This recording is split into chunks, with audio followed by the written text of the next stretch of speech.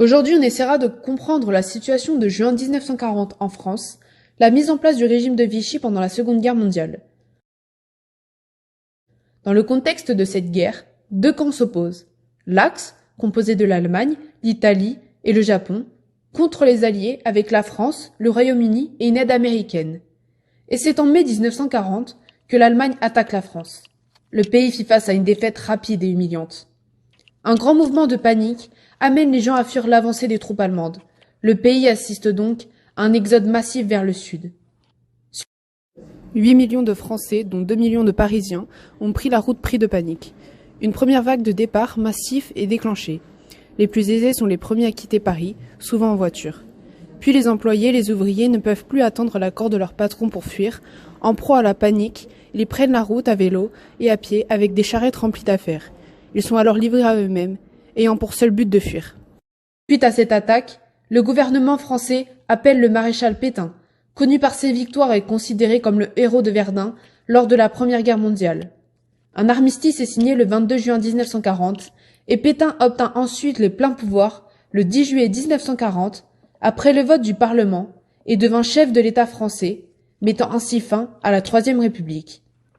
Puis, il installa sa capitale à Vichy et mit en place le régime de Vichy, secondé par le chef du gouvernement Pierre Laval, sous sa devise « Travail, famille, patrie ».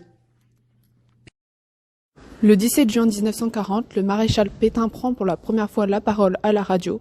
Français, à l'appel de Monsieur le Président de la République, j'assume à partir d'aujourd'hui la direction du gouvernement de la France. Sûr de l'affection de notre admirable armée, qui lutte avec un héroïsme digne de ses longues traditions militaires contre un ennemi supérieur en nombre et en armes. La France est divisée en deux parties à partir du 11 novembre 1942. La zone nord et ouest, occupée par les Allemands, et la zone dite libre, dans laquelle se trouve le gouvernement de Vichy. Ainsi, pour trouver un accord commun avec l'Allemagne qui occupe son pays, Pétain engage une collaboration suite à l'entrevue à Montoire du 24 octobre 1940 avec Hitler.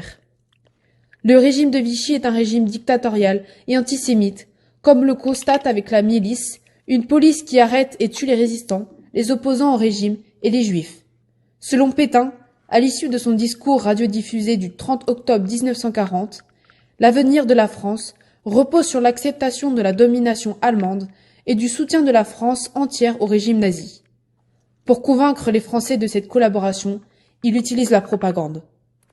Pour conclure, la France pendant la Seconde Guerre mondiale est vaincue et ensuite occupée par l'Allemagne, ce qui l'amène à collaborer par le régime de Vichy, dirigé par Pétain, avec les Allemands qui ont pour même ennemi les résistants et les Juifs.